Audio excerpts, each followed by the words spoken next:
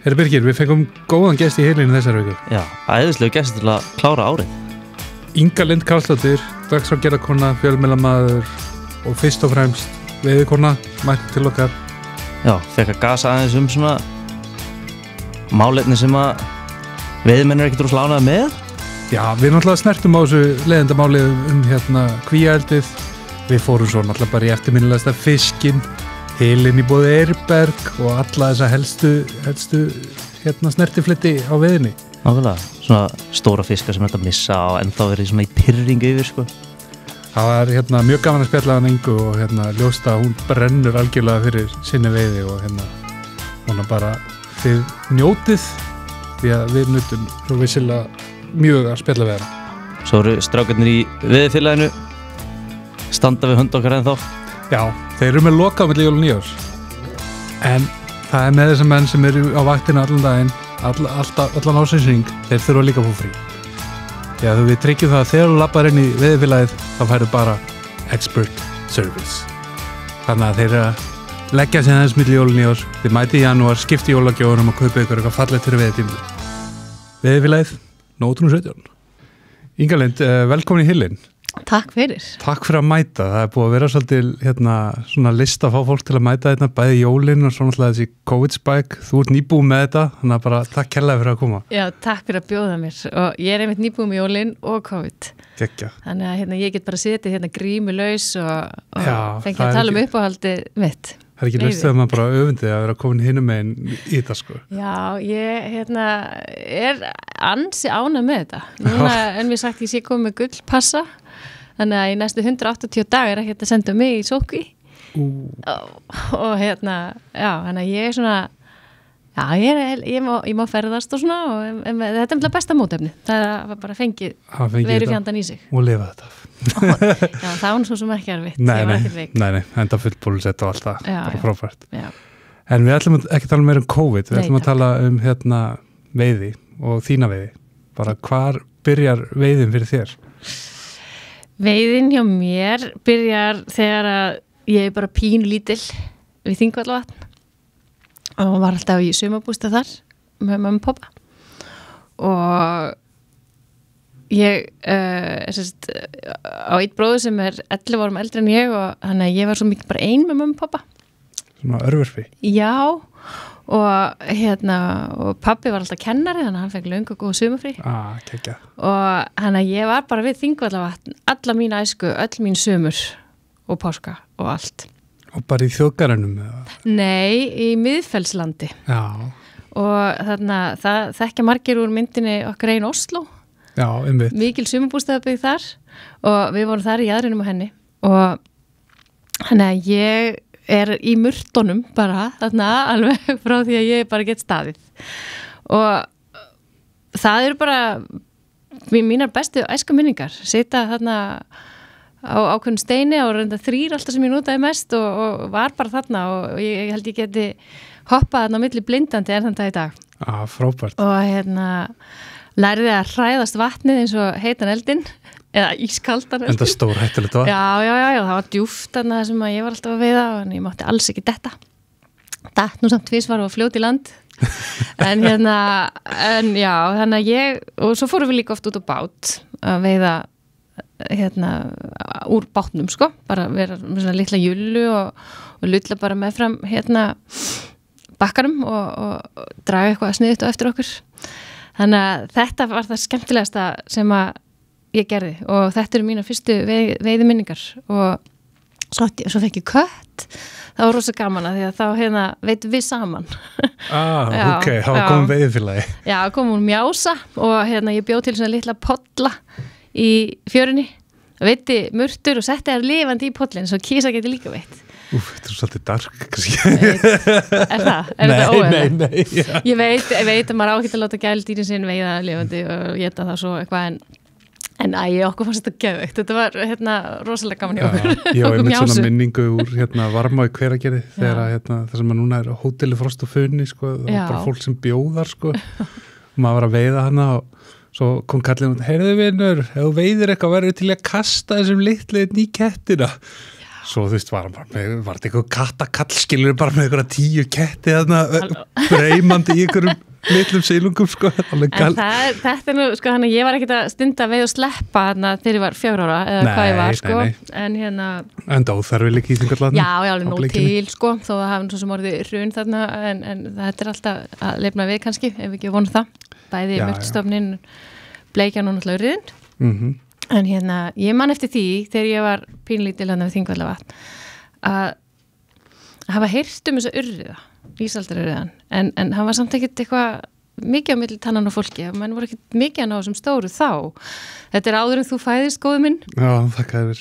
En en ég man, minningu að hafa verið með pappa, við sigldum yfir vatnið út í Lambhaga og það var alveg spegilslétt vatnið, sumardagur og ég náttúrulega alltaf með veiðstöngina með mér og fer að kasta á bátnum og pabbi eitthvað stús í bátnum, bara eitthvað eins og pabbi gerir, alltaf eitthvað að gera og ég man að ég var bara með flug og flot sem var enga veiði líkur þar sem við vorum alltaf miklu dýpi en það kemur allt í einu svona risastór fiskur og hann var bara stærsta sem ég hafði séð af því að mín veiði miðast náttúrulega algjörlega bara við svona flugu í Þingvallavatn, þú veist ég bara alveg upp í Garðabæ, ég var aldrei auðvitað í fiski en ég aldrei séð stóra fiska, skilur á þessum aldri þannig að það kom bara svo stór fiskur, ég hugsaði Guð minn góður og hann kom og hann þefaði af flugunni fór og kom aftur og ég man ennþá hjartað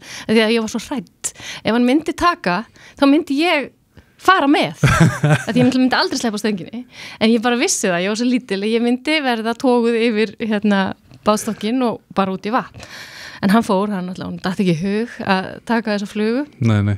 En þetta hefur þá örgulega verið svona ísaldarurriði sem var ekkert mikið á þessum tíma hann hefur bara svo flott við sá stofn síðust árum. Það voru bara þjóðsagna verður tíma og bara ekkert langt síðan sko, ég man einhvern tíma veit ég 3 punda urriða, þú veist þegar ég 14 ára í Þingvallavatni og það þótti bara mjög merkilegt sko, þú veist það var bara veiðast einn og einn sko. Einmitt, það var ekki oft sem maður fekk svoleiðis en ég mani, svo sagði pappi, það var risastór, svona stór, alveg tegð út hendurnar og ég mani pappi sagði, já, ok, er þið ég held bara að trúði mér ekkert, sko.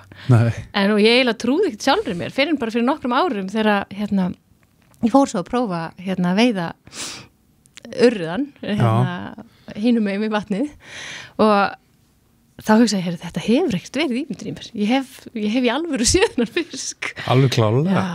Já, en Guð, ef hann hefði nú tekið, hvað hefði lítil stelpa gert? Já, bara hang on for dear life. Það ekki? Vonaði besta og svo örgulega slítið allt og eimd og sorg. Já, það er örgulega slítið, það er alveg nokkuð bótið. Já. En já, þetta svona, og svo þetta svona fyrstu 20 eitthvað árin sem ég í Silungi. Það er líka með pappa mikið upp á Arnarnesheiði og erum að leika eitthvað. Já, ok. Og er fluguveiðin strax komin hann inn? Nei, ég læri ekkert að veiða á flugu fyrir en ég kynnist manninn mínum. Það er hann sem að dregur mig inn í þetta. Bara í alveg flugveiði og lax og í árnar og strömmvatnið og já, þar... Hann er líka svona forfallin veiðnar og alltaf verið það? Hann hefur alltaf verið það, sko. Hann var bara pínu lítill líka, en þá í laxi, mikið í Grímsá og það var bara þegar fólk fóru að veiðast í matar, sko. Já. Hann er náttúrulega 150 ára maður minn. Ok. Nei, en hann er aðeins eldri en ég.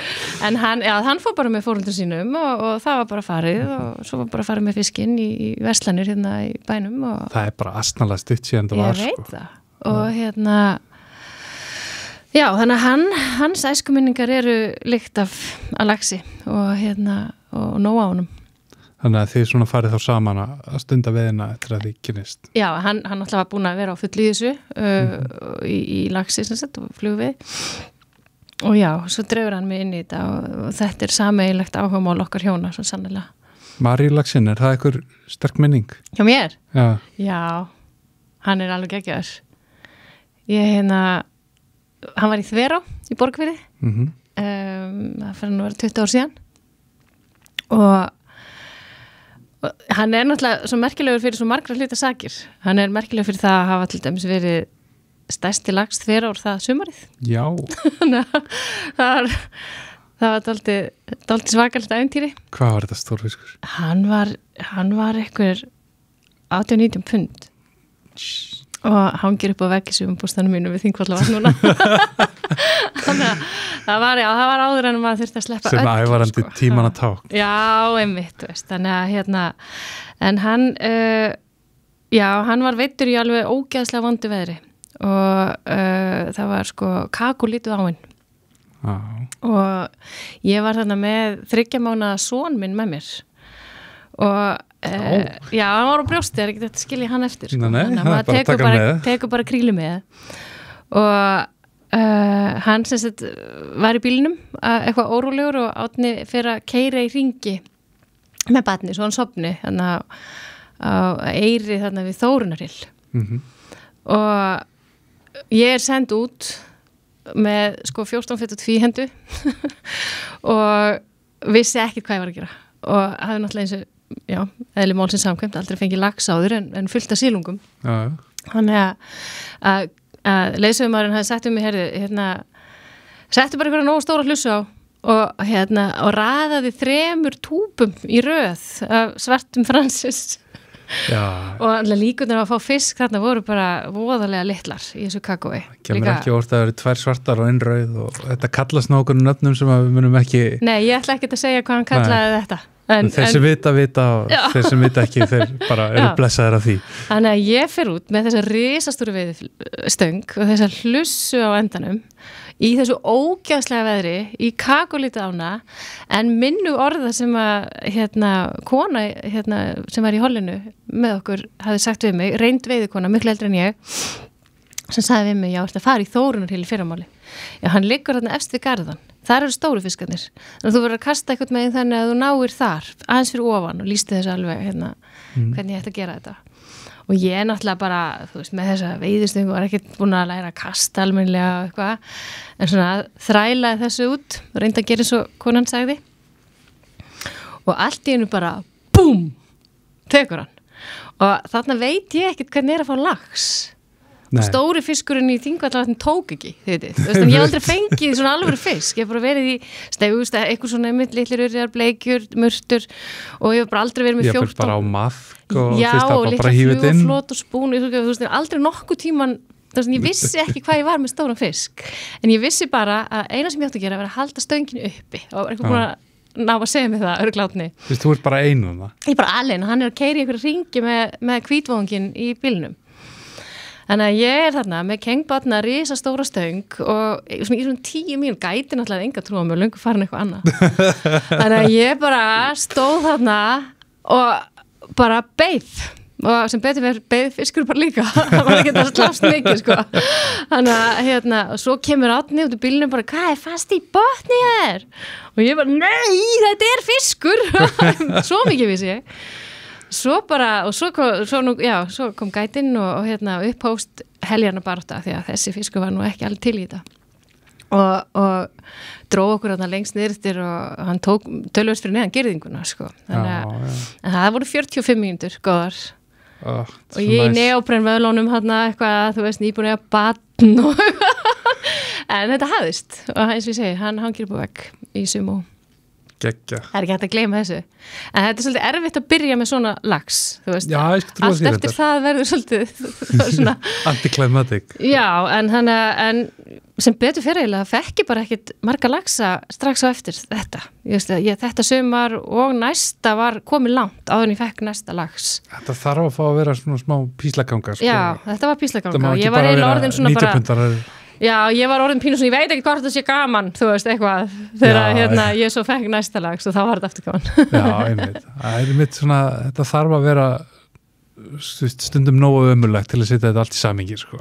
Já, akkurat, og nógu mikil barningur og rugl og eitthvað. Svo þú veist líka, varði ég alveg, það er svona uppveðrum yfir þessu og mér fannst þetta svo ógeðslega gaman og mikil upplifun og hjartað og adrenalínið og allt vitið og þegar ég voru að reyna að segja einhvern vinkonum mínum þetta sem að hafa ekkert verið í veiði og voru ekkert byrjað í veiði þá ég var alveg, vitið þið hvað, ég fekk svo geðveikan fisk og eitthvað og það var alltaf svona, oh yeah fannst það ekkert merkilegt, þannig þá var ég svona þú veist, þetta var svona svolítið fyndið að upplifa þetta svona. En sko, stoppaði hann bara upp til þess að losna að geta veiðuganum svona?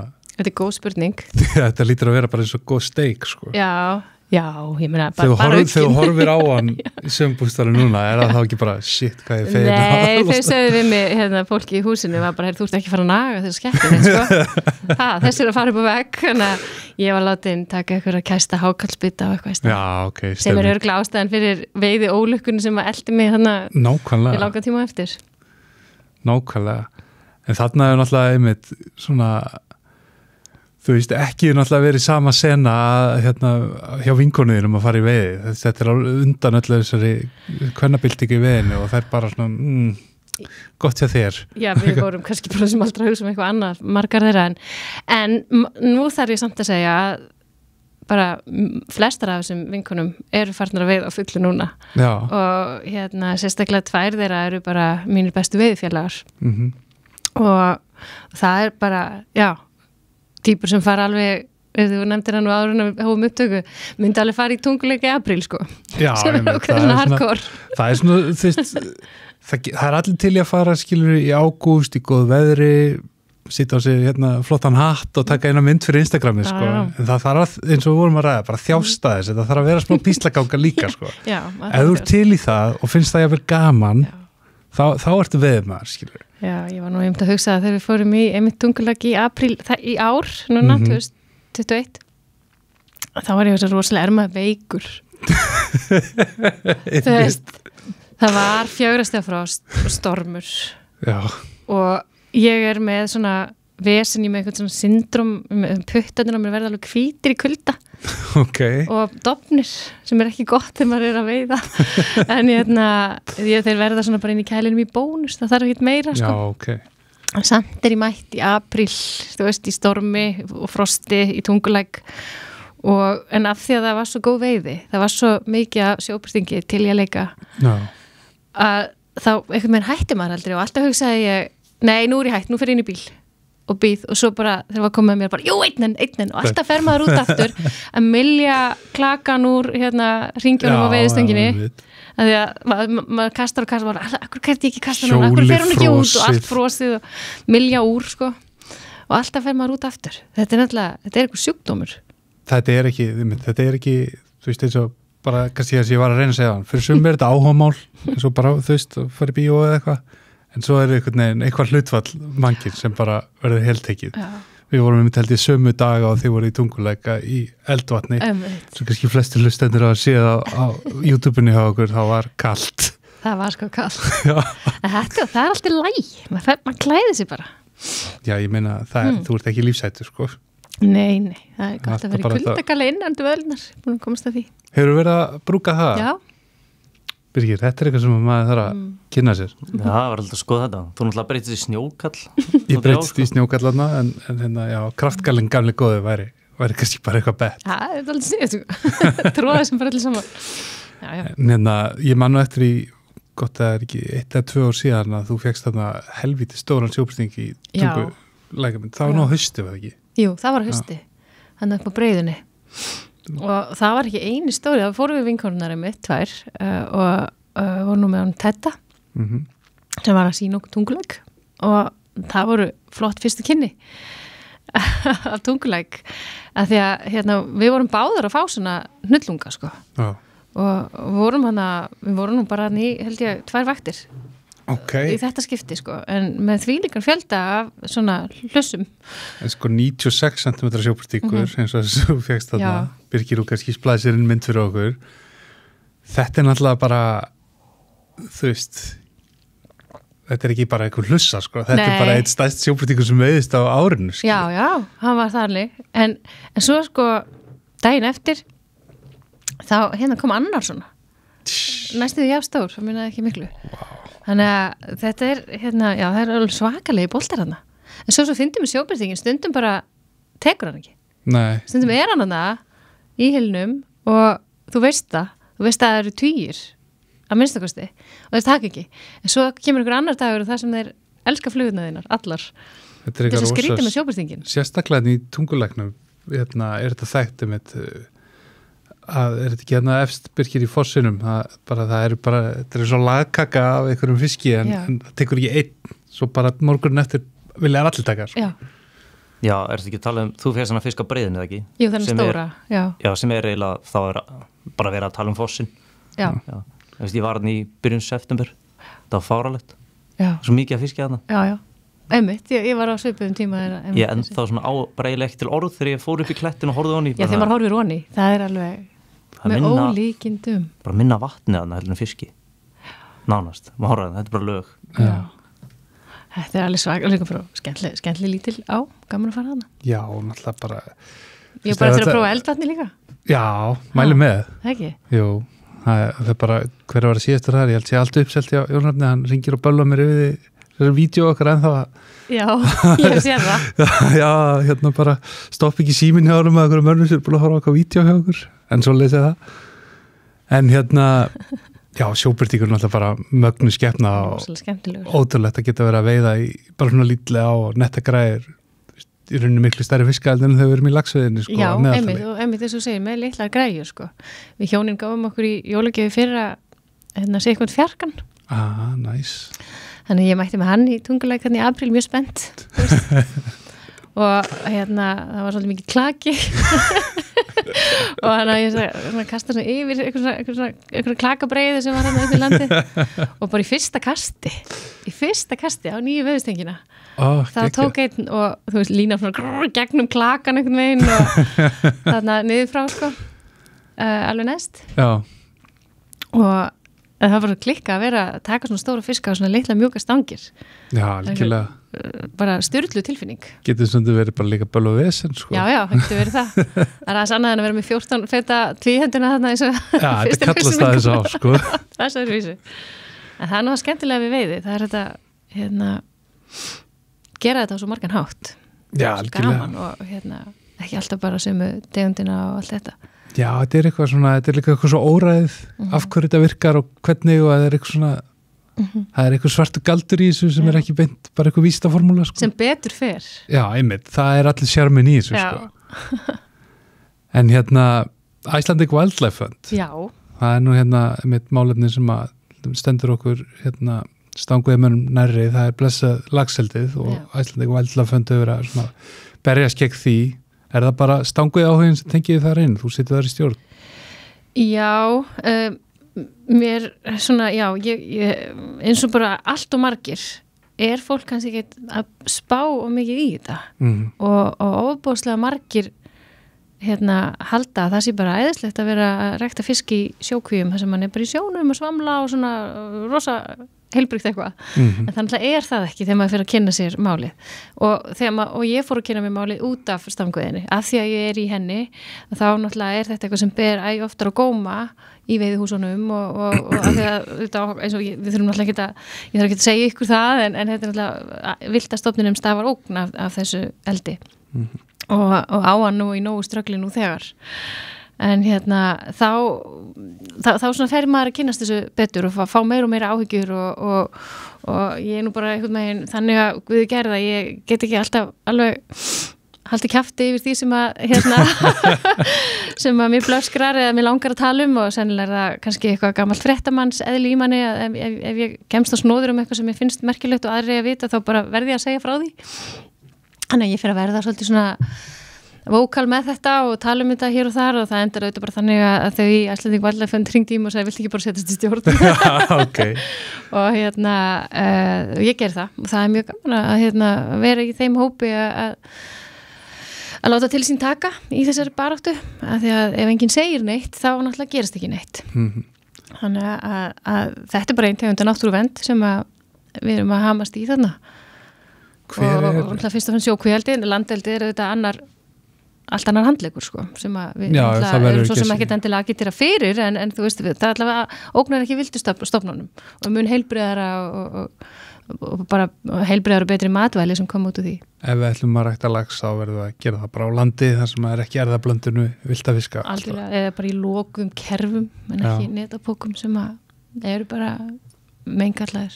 En hvar standa þessi mál í dag? Nú höfum við svolítið svona dansað í kringum þessi málefni, það mjög auðvelt að allir þættir hjá okkur í Hillum fari að tala á móti og við erum náttúrulega, við vitum í Bergmánshelli var þetta hlustenduna líka, það ekki, þeir eru lítið að hlusta á okkur sunnar Vestfjörðum. Já. En hver staðan í þessari baráttu? Erum við eitthvað að ná okkur framgangi í þessu eða? Ég vil meina svo sé og ég vil trúa því. Það náttúrulega líka bara þetta sem maður ekki tekið af neinum veiðmanni og það vonin. Já. Og við verðum líka vona að þetta sé, að við séum að ná eyrum fleiri og fleiri í þessum efnum. Og það þannig. Dropinn hólar stein og allt þetta og það er náttúrulega engin spurninga því að vatn rennur niður í móti, eins og við vitum, að þetta deyjandi iðnaður. Og hann byrjaður að deyja víða í heiminum. Víða í heiminum búið að draga þetta allt upp á land og banna þetta í sjónum. Ég meina, við erum að tala um Kanada, Síle, Argentínu, mjög víða þetta bara að fara upp á land af því að fólk farið að sjá tjónu sem þetta hefur valdið. Og auðvitað verður þannig hér líka að landeldi alltaf að verða tæknilegra og flottara og það svo miklu möguleikar í því. Þannig að við getum ekki haldið þessu endalist áfram en þetta eru bara peningaöflöðn á bakvið sem að halda þessu gangandi. En já, ég vil meina að almenningur sé byrjaðar að átta sig betur og betur á. Það eru fleiri og fleiri byrjaðar að spyrja á veitingastöðun sínum og út í fiskabúð hvaðan laxinn. Og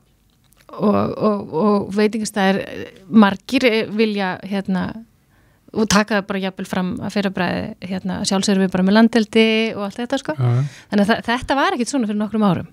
Þetta að breytast og núna síðast var ég nú að horfa á ég var ekki smá ánægð með Leonardo DiCaprio. Sástu þetta atriði? Í Don't Look Up. Sjáðu þennan viðbjóð og svo tók hann vilda lax. Við erum að tala um að það er heimsendir hjá þeim eftir 3 klukkutíma og hann út í búð til þess að ná sér í mat í síðustu máltíðina og Leonardo DiCaprio þessi rísa náttúruvendarsinni sem hann ákveður að hafa það og leikstjórinn og framleiðendur og allir þú veist sem koma að sér mynd ákveður að hafa þetta litla atriði inn í myndinni maður út í búð að bera saman viltan lax og segja sjáðu það ennett að fá viltan lax hérna, ég myndi aldrei nota hitt, það algjörst ógeð. Já, og þetta risastórt. Þetta risastór Netflix-mynd.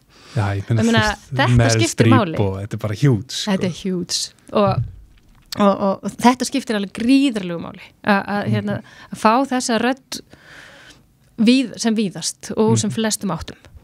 Þannig að við höldum bara áfram og þetta er erfið barða. Já, ég meina peningöflin eru gríðarleg. Gríðarleg. Og ég meina brefin í þessum norsku eldisfyrirtækjum náttúrulega bara verið að treyta með því á fáránlega háverði og það er það sem að menn á höttunum eftir og þetta helst ógnin. En þeir eru náttúrulega vill ég menna bara út að skorti á regluverki, þeir ætla að mjólka þetta bara eins lengi að þau geta, svo vita er að við sittum sömu reglunar og í Noregi yfir endan og þá eru þau farnir einhvern annan. Já, regluverki á eftirliti auðvitað til skammar. Og að sjá það sem að leikur í gegnum mast skil ég ekki oft. Það stundum eins og fulltrúarnir frá mast séu eins og klappstýrur fyrir eldisfyrirtækin frekar en eftirlitsaðilar. Og við erum með Veigu hér kajakræðara sem fer og tekur myndir af hræðilegum aðbúnaði fiska. Ömurlegt að sjá þetta og fulltrúar að maður koma, nú samt allt í lagi búið að vera þarna, þetta nú bara eitthvað tilfellandi, við þurfum að skoða þetta betur og það má segja saman Hafrannsóknastofnun oft. Ég meina, við munum hvernig fór fyrir brúnækjamálinu, það voru hænur, það þótti, því að bara lokað, Við vitum líka hvernig verið að fara með blóðmerarnar og þau máli, það brugðist við, en einhvern veginn eins og þarna hafi menn einhverja minni ágjur og ég velti fyrir mér af hverju það Já, svo náttúrulega þetta þeir eru bara svo rosalega duglegir, ég meina þeir fengur náttúrulega fyrirvændi fórseti Alþingis í lobbyismann og allir stjórnmálamennir eru einhvern veginn konur á spennan fyrir vestan Já, og þar virðast engin takmörk vera hver þú mátt hver með að sitja í bæjarstjórn og vinna svo hjá fyrirtækjunum líka jafnvel eða Þetta er alveg ótrúlegt. Já, það er alveg sárt að fylgjast með þessu af því að mér finnst þess að ég verið að spila með fólk bæði þá stjórnmálumenn sem stiðja þetta og íbúa þessa svæði sem er ekki sagður sannleikurinn það bara fjölmiðla, fiskeldisfréttir eru bara einhver fjölmiðl sem dreift frítt á Vestfjörðum. Þetta bara eitthvað svona Sovjet, sko, þetta bara Morgunblaðið í Norður Kóreu, skilur, þetta bara eitt sjónamið allan daginn, sko. Og svo, þú veist, eru sannanirnar allstaðar. Ég meina, þú getur farið í Sundalsá núna og séð eldisfisk að vera svamla í hyljum. Og það ekki að vera einhverjir feitur pattarlegir fiskar að svamla þar í neinum hyljum núna. Nei, og fyrir utan alltaf bara þessar veirur sem hafa verið að greinast og stórfellda laxadauða. Og fyrir austan og þetta bara skelfilegt, þetta algjörlega skelfilegt. Og þetta að fara illa með ekki bara fiskana, heldur líka hinar dýrategundirnar sem eru þarna í kringi fjörðunum og botnin. Botnin alveg skelfilegur undir þessum netupókum. Nú fengum við Benóni líffræðing hjá Hafrannsóknastofnun til okkar daginn. Já. Hann benti okkur náttúrulega bara á þá staðreind að þú veist, það allstað sóta laxinum okkar. 1980 getur við bara svona að gefa okkur eitthvað þumalputta tölu var íslenski laxastofnun 100.000 fiskar. Hún 40.000 fiskar í dag. Hvað ætlum við að gera til þess að bjarga því? Þú veist, ætlum við að fara að setja meiri stress og ála á hann. Einmitt með þessu. Þú veist, þannig að Þetta er mér finnst svo leiðilegt að ekki fleiri skuli af ráðamönnum skuli opna augun vegna þess að mér finnst þess að almenningur sé að gera það og meira sem ég sá það, maður skoða nú hvað marst að bralla, þeir hafa gefið jákvæða umsóknum innflutning á leyfi til innflutnings á seiðum af kattfisk. Já, ég sá það, Pangasius. Já, Nei, þetta er ekki Pangasius, þetta er Welsh catfish. Já, þeir verða 300 kíló stórir ferskvatnfiskar. Af hverju eru við að flytja, af hverju eru við að leyfa það? Af hverju? Að hræra svona í náttúrunni að vera að flytja seiði að þeim hingum, af hverju? Já, en þú veist, stendur til að sleppa þeim í náttúrunni. Já, menn, og hvað, nei, örugglega ekki, en þeir munu sleppar það ekki, það sleppur alltaf. Jú, eða þú veist, eru verið Hvað ætlar að hafa þessa fiska? Nú er gaman að sína mynd af svona fiski? Já, Welsh catfish, það er komið á skjáin. Þeir eru svakalegir. Þeir drepa sér stundum að gleypa fljótandi sundbolta í stöðuvöllum í Evrópu því að stendur í þeir eru það stórir, sko, þeir reyna að geta sundbolta. Maður skilur ekki, af hverju eru við að fikta svona í náttúrunni? Það er þetta fikt í náttúrunni sem er það sem að fer með okkur á endanum. Það má ekki fikta svona mikið. Nei. Atlantshafslaxinn er búin að vera hér í 20.000 ára að búa sér til heimkynni og með alveg gríðalegt kynslóðaminni og búin að finna sér bestu staðina til þess að hrygna á og leita svo aftur upp í árnar og allt þetta. Megum ekki fikta svona í þessu. Nei, þetta er alveg. Og megum náttúrulega heldur ekki stundan einu ofveiði og allt þetta. Við verðum að fara varlega og sína náttúrunni virðingu. Já, maður verður allt svo dapur þegar við fyrir í þetta. Já, við verðum þessari. Já, við erum aðeins þessari. Stinga höfðina aðeins í sandin. En þetta er samt, það eru, eins og þú varst að nefna með stærðinastofnunum, þetta er tími til að staldra við. Já. Og hugsa hvert eru við að fara. Ætlum við að breyta eitthvað líka veiðreglunum okkar við stangveiðimenn. Hvað ætlum við að gera? Hvað myndir þú vilja sjá þar? Ég myndi vilja sjá menn ganga lengra í að loka ákveðnum veiðistöðum þegar líður sumarið inn á hrygningatímabili. Ok. Mér finnst varhugavert að í allt og mörgum ám er verið að veiða bara út september. Og mér sjálf, ég geri það ekki. Ég kaup mér ekki veiðileyfi á þessum tíma. Ég bara hafandi gengið með 4 börn að draga á land spikfeita hrygnu sem að því komin að hrygna og hvað svo myndi maður sleppa neð það ekki. Jú. En ég veit hvernig mér hefði leiðið ef ég þyrfti að standa í þessum átökum komin þetta langt á leið. Þannig ég trúi því að það gerist eitthvað í fiskinum sem ekki er gott og hefur ekki góð áhrif á hrognin. Nei. En hér er ég ekki vísindamaður, en þetta er svona bara eitthvað náttúrulegt í mínum huga að tala og bara ég held að fiskurinn þurfi meiri frið á þessu tímabili. En síðan er auðvitað til, ég er ekki að tala um að loka heilu ánum þegar líður á sumarið, en það eru vissir staðir sem eru hrygningastaðir og þegar maður les gamla bækur þá gerðu menn þetta á árum áður þegar að menn voru farnir að fá bólgna hrygnur á fluguna hjá sér þá segður bara ok, nú þurfum við að fara að draga fyrir hér bara banna ekki draga fyrir, bara banna veiði í þessum og þessum heil. Sko við gleymum okkur oft fyrst mér í sér við að sleppa mafíur, sko að okkur finnst við að vera sko að gera fiskunum góðverk með veiðan og sleppan sko. Það eiginlega miskilningur sko, við erum bara að reyna að minnka skaðan sko. Já, við erum að þessi góðri trú. Já, það ekki það við séum sko að reyna að vera góð við fiskin af veiðan sko. Nei, við erum að reyna að vera góð við stofnin. Já, en þú veist helst myndi fiskunum bara ekki vilja láta veiða sig, skilur. Þannig að það ágætis punktur og svo náttúrulega líka eru bara rosalega margar stangir í flestum þessum ám. Já. Það orðið gætað bara langt fram í september og veiðmenn eru bara orðið betri og allt það. Og græðina betri og það nefnilega í sumum ám þar sem að teljararnir sína ákveðin fjölda lögsum komna upp, þá má reikna með og svo veiðtölnar að sé búið að veiða hvern einasta fiskjáni. Já. Þannig að, og sleppa honum svo aftur sko, sem er gert í góðri trú og maður veit ekkert hvar stofnin væri eða það hefði ekki verið gert. En ég held að þurfi að gera meira en þetta. Maður talar við svona reynda veiðmenn sem voru 1980 eitthvað, 1990 eitthvað. Þeir segja sko að laxinn var byrjar að fækka í stofninum löngu áður en að veiðitöluna fór eitthvað að færast sko.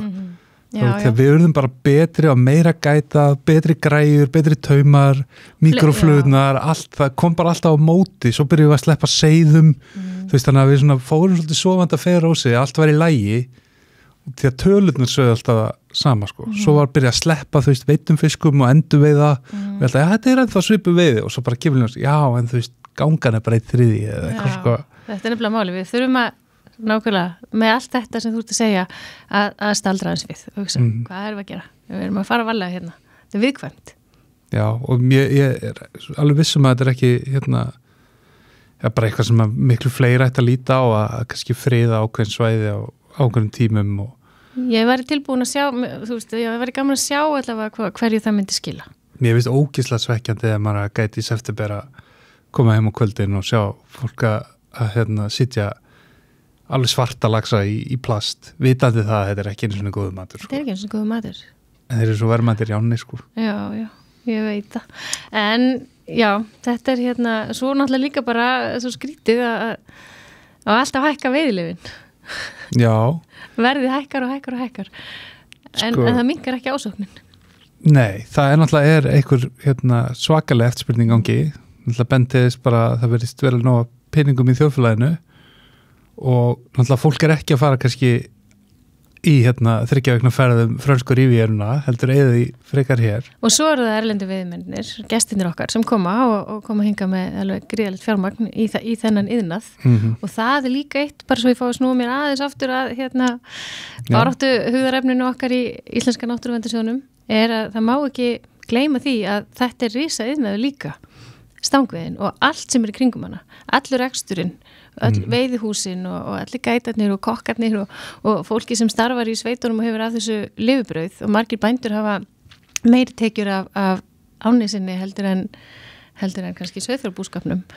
Þannig að 75% hagnaði í landbúnaði og borgarverð á mýrum úr laxveiði sko. Og heilt yfir all landi að 28% ef við tökum meðaltali af öllu landinu þá ertu líka með bæina inni sem ekki með neina laxveiði. Já, þá ertu með alltaf megniði á ekki neina laxveiði. Þannig að því að það er alltaf verið að tala að sé verið að vernda störf þess vegna sé sjókvíeldið svo mikilvægt en við meðum ekki gleyma að það eru önnur störf sem kannski tapast bara. Já, við Birkir náttúrulega bara okkar liðbröð því að laxin gangi átnar og svo tala maður við þessu maður sem ég veit að þú þekkir Egill í Örnulsdal sem gæti þverá og bondi og þykkur þá tekjur af sínum veiðirétti ég veit að fyrir marga eins og hann er þetta ákveðin forsenda bara fyrir því að búa það sem hann býr og yrkja landið og allt það sko. Og það er bara algjörlega þannig og svo er allt þetta afleita þegar að þetta margir sem búa á þessum svæðum hafa tekjur af þessu og búa einmitt út af því, þá þurfa börnir að fara í skóla og þau þurfa heilsugæslu og allt þetta hverfur náttúrulega þetta þegar tekjulindin hverfur. Já, algjörlega. Og þetta er blúsandi iðnaður líka sem má ekki gleyma í umræðunum að skapa störf. Nei, algjörlega. Og einmitt ágætt að koma því að þau mála alltaf upp þess að mynda þetta séu bara einhverjir ríki kallar með 6 pensara sko en það er náttúrulega Stangveiðimenn. Já, það einmitt, það er nú ekki svo Nei, og þú veist, þó það sé svo Já, inn á milli líka Ég meina, þetta er bara auðlind á heimsmælikvarða sem selst bara heimsmarkaðsverði og fyrir vikið þá eru peningar í sveitarum sem verða eftir á Íslandi, sko því að virðist miskilningur þegar fólk er að tala hækkun veiðileyfa að það enda alltaf hjá, sko, leigutakarum hans sé að vera svo feitur, sko leigutakabransi á Íslandi í dag er bara hver er tilbúin að gera þetta fyrir þessum minnstan pening þetta endar allt hjá bændorum, sko og þetta er bara framboð eftirspurn því miður Já, þetta er bara svona markaðslögmálin, þau sigra en mér langaði talandi eitthvað svona léttar efni félagar okkur í Eirberg sem að standa með okkur í þessari þáttagerð og minnum á túfti undirfötum frá þeim gott plögg Það er gott undir kuldagælan, undir vöðlunar Já,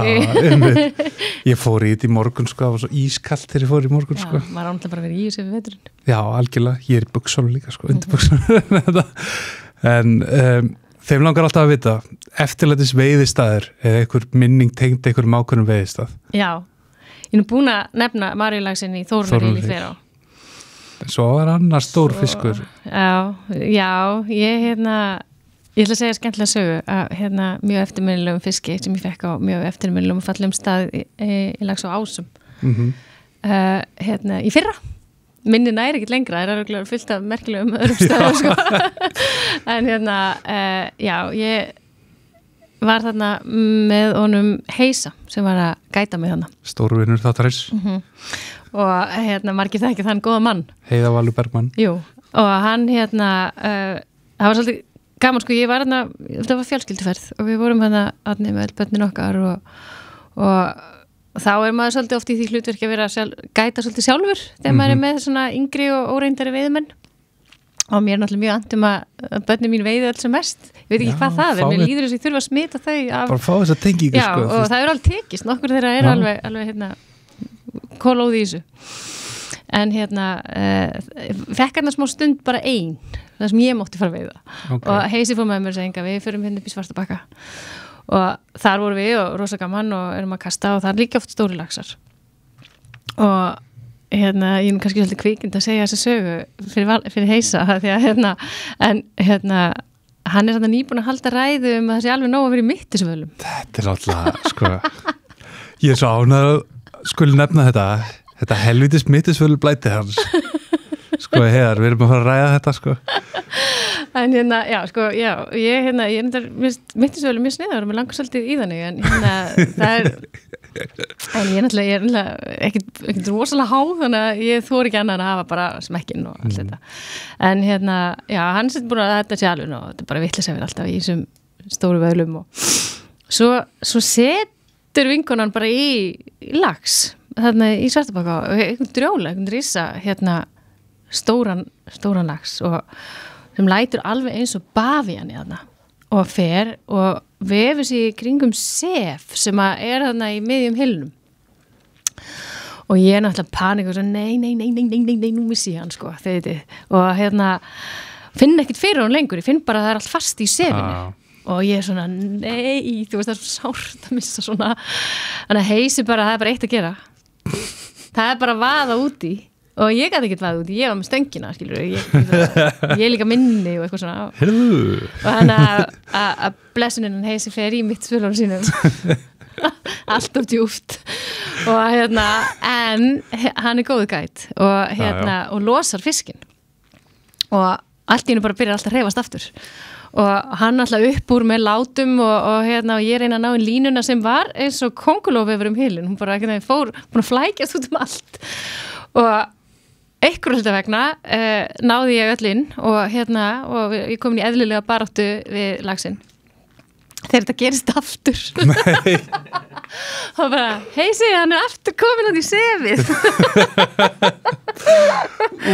og Heisi aftur út og eitthvað og svo erum við náum honum á endanum eftir svolítið langa baráttu örgulega einhvern góðan hálftíma og tökum hann bara í háinu einhvers staðar út í á og náum okkar myndum af þessu og þetta var ræðislegt geggjaður fiskur Mástu hvað hann stór?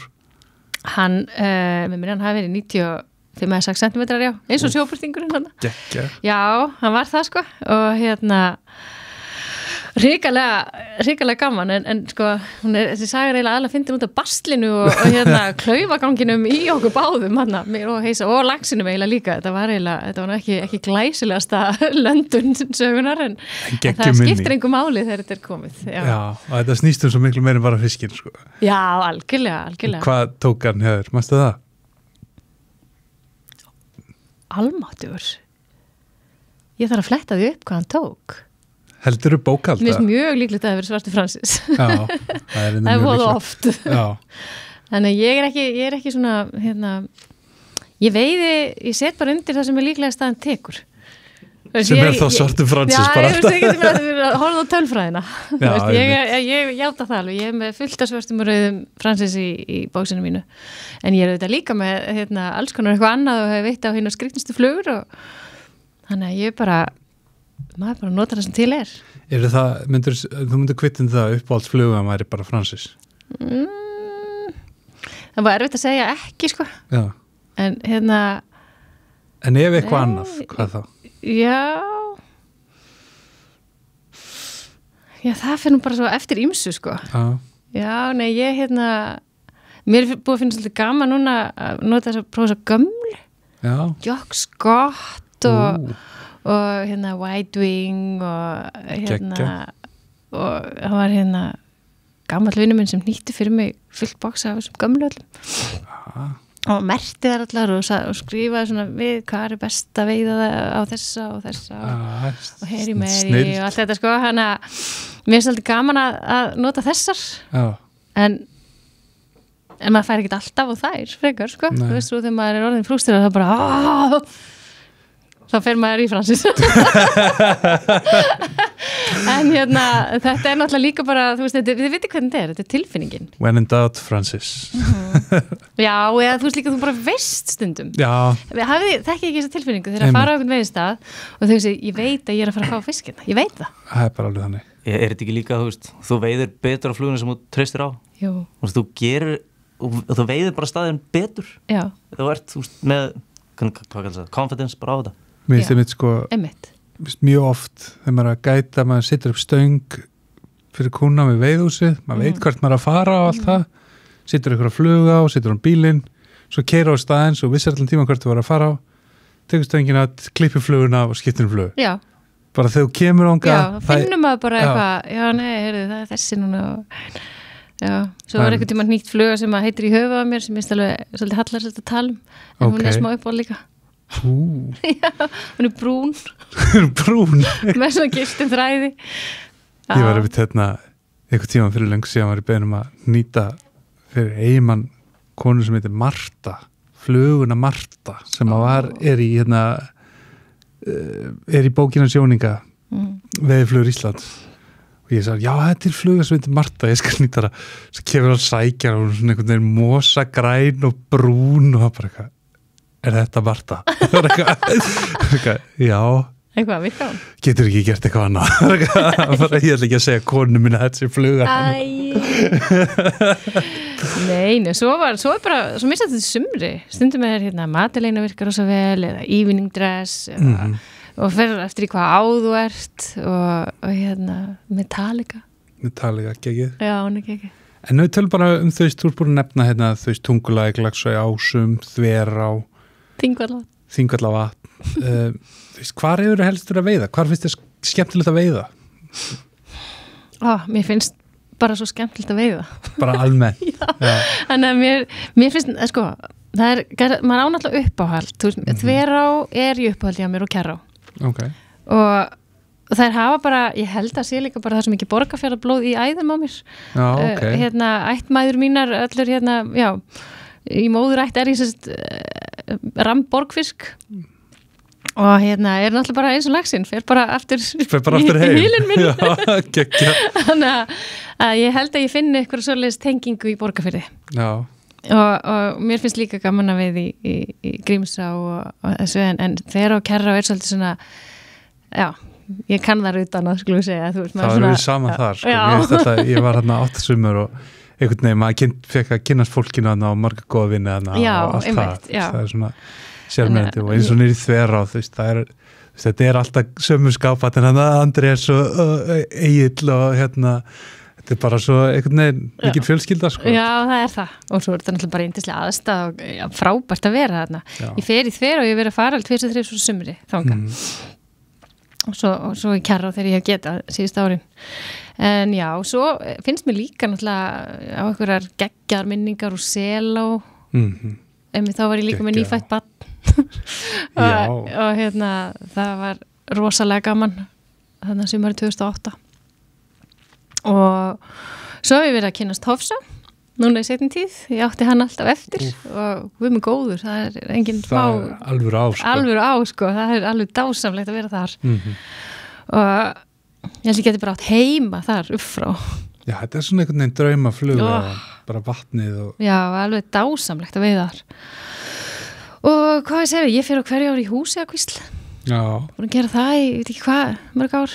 Það helviti svona mögnu á sko, stóri fiskar sjóbirtingar og laxar en ógeðslega trikkís getur bara ógeðslega duttlungafull getur verið mjög neikvæð en svo gefur hún þér bara allt í einu þú veist 95, 6 allir fiskandi ég veit það, ég hef verið að fá svoleiðis fiska þarna og einn vinur mér fekk þarna fór yfir metran þarna í Réttarhill þegar enginn átti vonaði.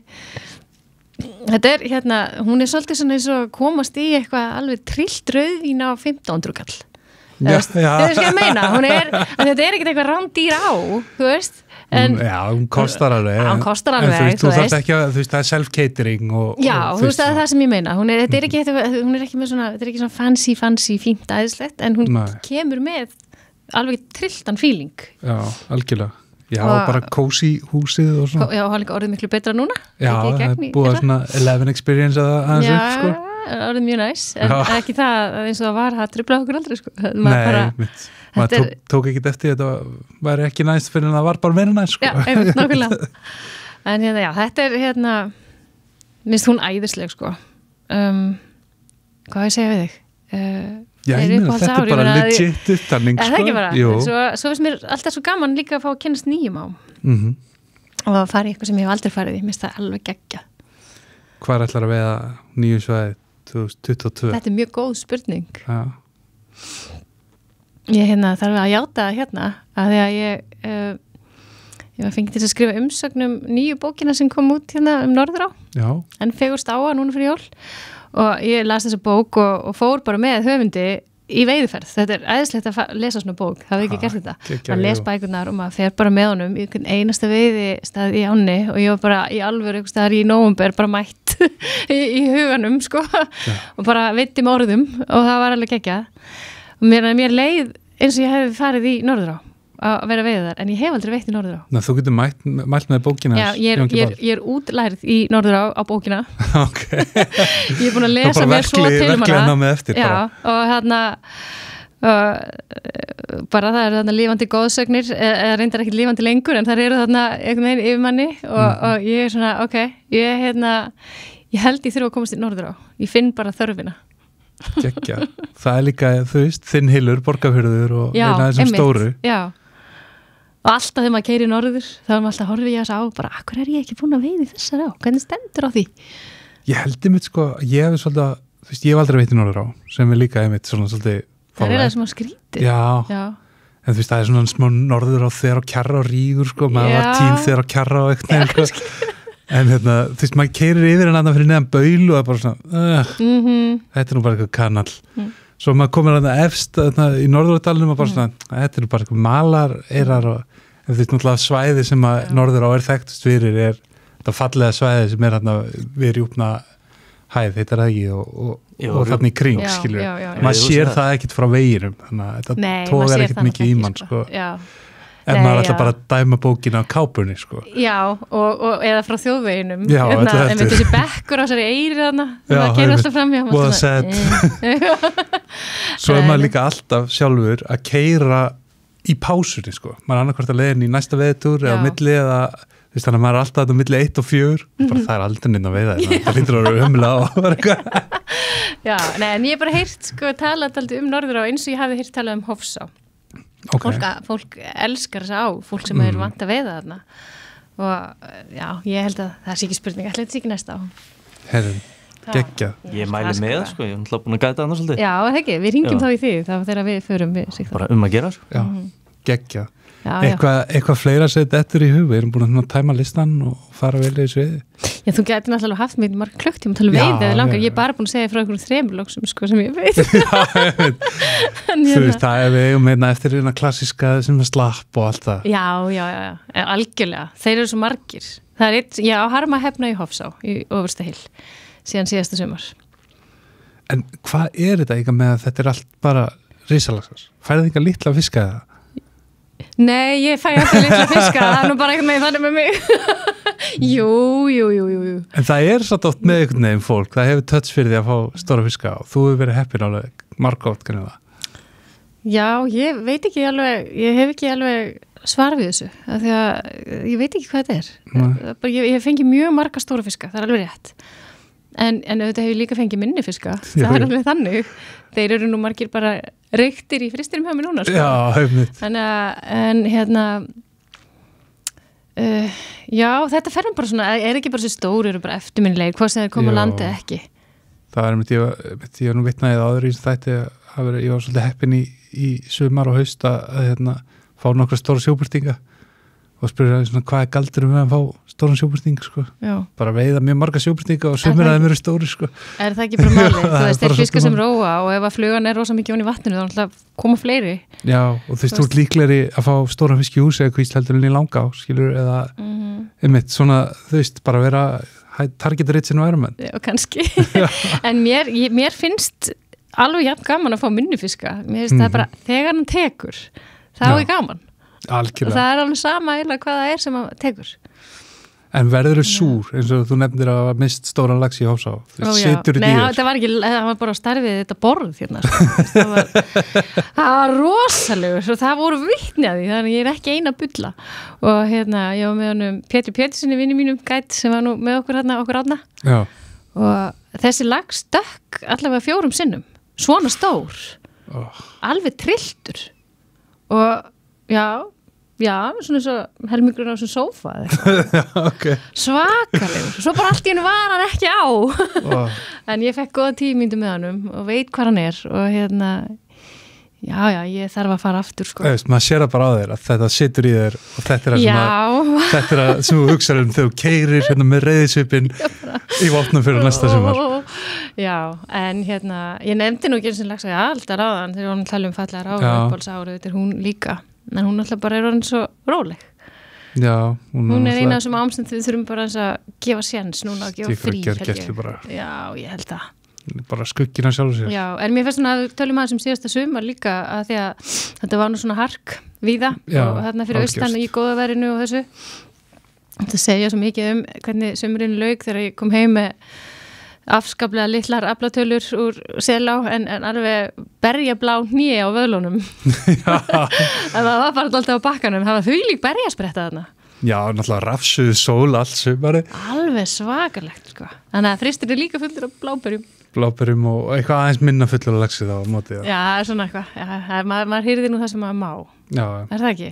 Jú, þú veist, það sem maður má við því, sko. Ég myndi að hann sé að þú veist, ekki á hann grútlegin og eitthvað svona. Já, það er eitthvað í magan. Ég mitt fór í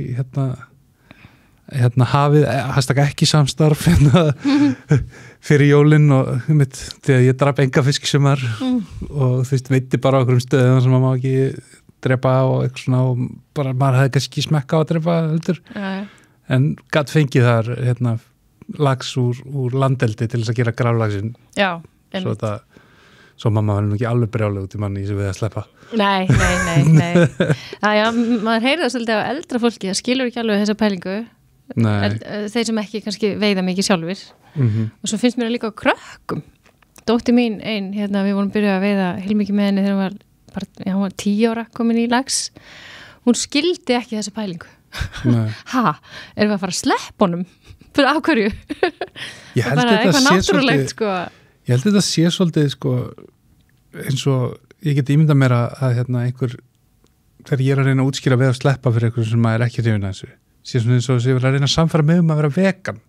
Já. fyrst maður bara svona, þú veist hvað var þá að borða og þetta eitthvað svona ég skil að þetta fínt fyrir þig en þetta erfitt fyrir mig og ég skil að þetta betra fyrir lofslagið og eitthvað svona en svo þegar maður búin að ná laxi á land og hann með fluguna bara í vörinni ekkert skemmtur, ekkert meittur og sleppa stórum fallegum silfrum laxi, þú veist eða lygnum það er eitthvað svo mikil virðing í því það er eitthvað svona, mér líður vel að gera það segja bara takk þú veist, maður hefur átt svona mómenti með því að neyða fólk til að sleppa laxi í fyrsta skipti, sko rosalega þung stund, sko svo þegar það búið þá einhvern veginn bara þetta var drullu næs, ég fíla þetta þá er það bara komin á vagnin og bara ekkert mál það er líka eitthvað gott að gera þetta maður þarf ekki að drepa allt eins og segir, þú getur alveg farið í einhverja fiskbúð og keyptir lax úr landeldi